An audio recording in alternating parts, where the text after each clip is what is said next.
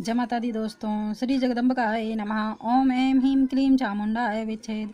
श्रीमद्देवी भागवत महापुराण तृतीय स्कंध। अतः 16वां अध्याय। युद्धाजित का भरद्वाज मुनि के आश्रम पर आना और उनसे मनोरमा को भेजने का आग्रह करना। प्रत्युत्तर में मुनि का शक्ति हो तो ले जाओ ऐसा कहना। व्यास जी बोले, हे राजन, तदंतर महाबली युद्धाजित ने रणभूमि से अयोध्या पहुंचकर सुदर्शन को भी मार डालने की इच्छा से मनोरमा के विषय में लोगों से पूछा। मनोरमा कहाँ चली गई?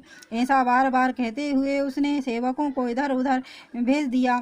तत्पश्चात किसी शुभ दिन में अपने दोहित्र को राज सिंहासन पर बैठा दिया। समस्त मंत्रियों के साथ गुरु वशिष्ठ ने अथर्ववेद के कल्याणकारी मंत्रों का उच्चारण करके जलपूरित समस्त कलशों से राजकुमार शत्रुजित का अभिषेक किया। हे कुरुनंदन, उस समय शंख भेरी के निनादों तथा तुरहियों की ध्वनियों के साथ पूरे नगर में उत्साह मनाया गया। ब्राह्मणों के वेद पाठों, बंदी जनों के स्तुति गान तथा मंगलकारी जय घोष से अयोध्या नगरी प्रफुल्लित सी दिखाई दे रही थी। हष्टपुष्ट जनों से भरी पूरी और स्तुतियों तथा वाद्यों की ध्वनि से निनादित वह अयोध्या उस नए नरेश की अभिषिक्त होने पर नवीन पुरी की भांति सुशोभित हो रही थी। उस नगर में जो कोई भी सज्जन लोग थे, उन्होंने अपने घर में ही रहकर शोक मनाया। वे सुदर्शन के विषय में सोचते हुए कह रहे थे कि वह राजकुमार कहाँ चला गया। महान पतिव्रता वह मनोरमा अपने पुत्र के साथ कहाँ चली गई। राजलोभी शत्रु युद्धाजित ने युद्ध में उनके पिता को मार डाला। ऐसा विचार करते हुए सब में समान बुद्धि रखने वाले भी साधुजन शत्रुजित के अधीन होकर दुखी मन से रहने लगे। इस प्रकार युद्धाजित भी विधान पूर्वक अपने द्रोहित को राज सिंहासन पर बैठाकर तथा राजभार मंत्रियों को सौंपकर अपनी नगरी को प्रस्थान कर गया। सुदर्शन मुनियों के आश्रम में रह रहा है ऐसा सुनकर युद्धाजित उसे मार डालने की इच्छा से तत्काल ही चित्रकूट पर्वत की ओर चल पड़ा।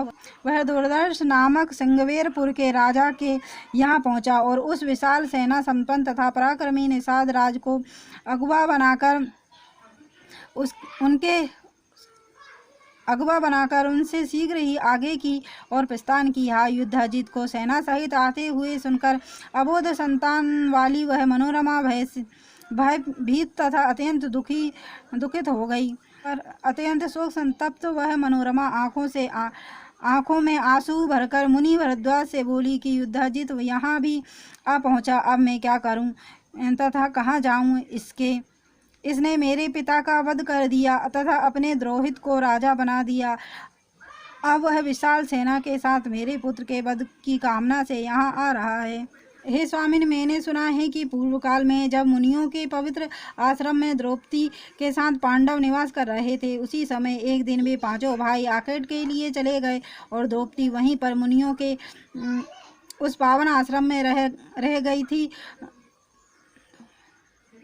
धौम्य, अत्रि, गालव, पहल, जवाली, गौतम, भृगु, च्यवन, अत्रि गोत्रज, कंडव, जतुक्रतु, बीतिहोत्र, सुमंतु, यज्ञदत्तु, वत्सल्य, राशासन, कहोड़ यव, क्री, यज्ञकृत, क्रतु, ये सब और भरद्वाज आदि अन्य पुण्यात्मा मुनिगण उस पावन आश्रम में विराजमान थे। वे सभी वेद पाठ कर रहे थे। हे मुनि समुदाय से संपन्न उस आश्रम में सर्वांग सुंदरी वह द्रौपदी अपनी दासी के साथ निर्भय होकर रहती थी। शत्रुओं को संताप पहुँचाने में समर्थ तथा धनुष बाण धारण किए वे पांचों पांडव मृग का पीछा करते हुए एक वन में दूसरे वन में निकल गए। इसी बीच समृद्धशाली सिंधु नरेश जयद्रथ वेद ध्वनि सुनकर अपनी सेना के साथ आश्रम में पास आ गया। वेद पाठ सुनकर राजा जयद्रथ पुण्य आत्मा मुनियों के दर्शन की इच्छा से शीघ्रतापूर्व रथ से उतरा। जब वह अपने 2 भृत्यों के साथ आगे बढ़ा तो मुनियों को वेद पाठ में संलग्न देखकर वहीं पर बैठ गया। हे स्वामिनी, राजा जयद्रथ हाथ जोड़कर कुछ देर तक बैठा रहा। इसके बाद वह मुनियों से भरे हुए उस आश्रम में प्रविष्ट हुआ। तत्पश्चात मुनियों की पत्नियां तथा अन्य स्त्रियां वहां बैठे हुए राजा जयद्रथ को देखने की इच्छा से वहां आ गई और लोगों से पूछने लगी, यह कौन है? उन्हीं स्त्रियों के साथ परम सुंदरी द्रौपदी भी आई थी। जयद्रथ की दृष्टि दूसरी लक्ष्मी के समान प्रतीत हो रही उस द्रौपदी पर पड़ गई। दूसरी देव कन्या की भांति प्रतीत हो रही उस श्याम नेत्रों वाली द्रौपदी को देखकर राजा जयद्रथ ऋषि धौम्य से पूछा कि यह सुंदर मुख वाली युवती कौन है? यह किसकी पत्नी है, किसकी पुत्री है और इस परम सुंदरी का नाम क्या है? रूप तथा सौंदर्य से संपन्न यह स्त्री तो धरा पर उतर कर आई हुई साक्षात इंद्राणी की भांति प्रतीत हो रही है। वह स्त्री बबूल के वन में स्थित लवंगलता तथा कुरूपा राक्षसियों के समूह में सचमुच रंभा के समान प्रतीत हो रही थी। हे महाभाग, आप सच सच बताइए कि यह स्त्री किसकी पत्नी है? हे द्विज, यह तो किसी रानी जैसी प्रतीत हो रही है। मुनि पत्नी तो यह कदापि नहीं हो सकती। धौम्य बोले, हे सिंधु नरेंद्र, समस्त शुभ लक्षणों वाली यह पांडवों की प्रिय भार्या तथा पांचाल नरेश की पुत्री द्रौपदी है। यह इसी पवित्र आश्रम में निवास करती है। जयद्रथ बोला, विख्यात पराक्रमी पांचों पांडव कहाँ गए हुए हैं? क्या वे महान बलशाली वीर निश्चिंत होकर इस समय किसी वन में रह रहे हैं?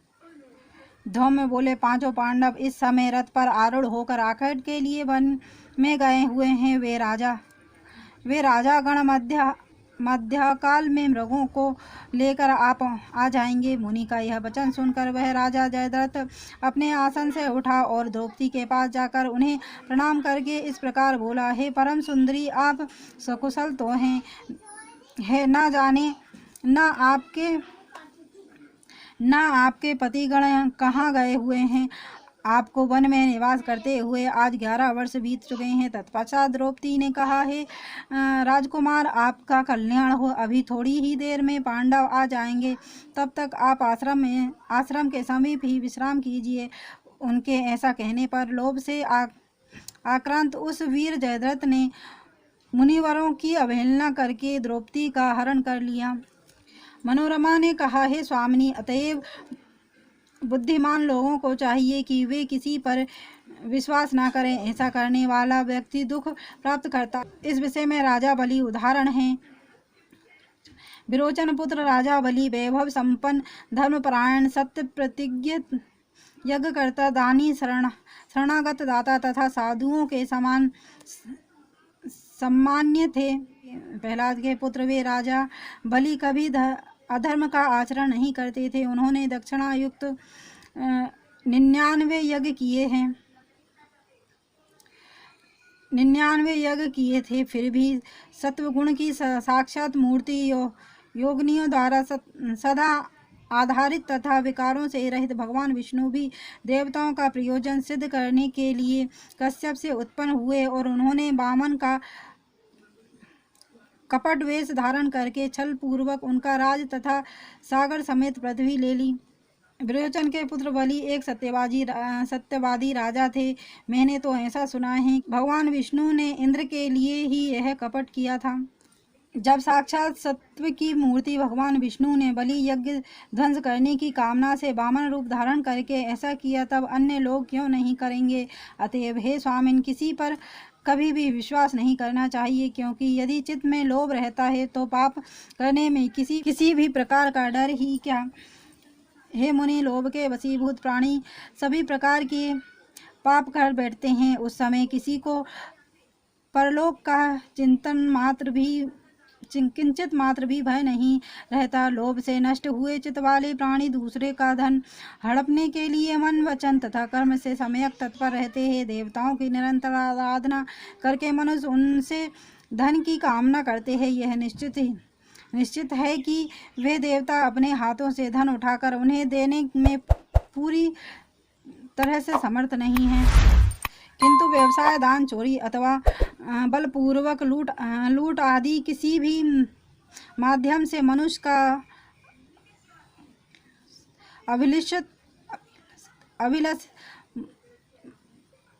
का अभिलषित धन उन देवताओं के द्वारा दूसरे के पास से ला करके उन्हें दे दिया जाता है। विक्रय करने के लिए पर्याप्त धान्य तथा वस्त्र आदि का संग्रहण करके वैसे इस भावना से देवताओं की पूजा करता है कि मेरे पास विपुल धन हो जाएगा। हे परतंप, क्या इस व्यापार के द्वारा दूसरों का धन ग्रहण करने की उन्हें इच्छा नहीं होती?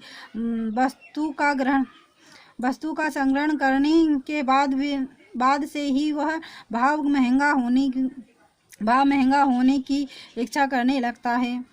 हे ब्राह्मण, इस प्रकार सभी प्राणी दूसरों का धन लेने के लिए निरंतर तत्पर रहते हैं, तो फिर विश्वास कैसा? लोभ तथा मोह से घिरे हुए लोगों का तीर्थदान अध्ययन सब व्यर्थ हो जाता है। उनका किया हुआ वह सारा कर्म न करने के समान हो जाता है। अतः हे महाभाग, इस युद्धजित को घर लौटा दीजिए। हे द्विजोत्तम, जानकी की भांति मैं अपने पुत्रों के साथ यहीं निवास करूंगी। मनोरमा के ऐसा कहने पर तेजस्वी भरद्वाज मुनि राजा युद्धजित के पास जाकर उनसे बोले, हे राजन, हे नृपश्रेष्ठ, अपने इच्छानुसार आप अपने नगर को चले जाएं। छोटे बालक वाली यह मनोरमा बड़ी दुखी है, वह नहीं आ रही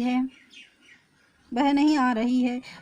युद्धजित बोले, हे सौम्य मुनि, आप हट छोड़ दीजिए और मनोरमा को विदा कीजिए। इसे छोड़कर मैं नहीं जाऊंगा। यदि आप नहीं मानेंगे तो मैं इसे अभी बलपूर्वक ले जाऊंगा। ऋषि बोले, जैसे प्राचीन काल में विश्वामित्र वशिष्ठ मुनि की गो ले जाने के लिए उद्यत हुए थे, उसी प्रकार यदि आप में शक्ति हो तो आज मेरे आश्रम से इसे बलपूर्वक ले जाइए।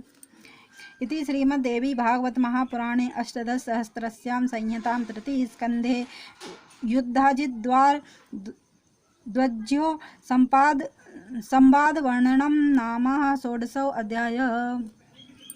और देवी भागवत की है महिमा आपको पसंद आती है तो चैनल को लाइक एंड सब्सक्राइब करें। धन्यवाद।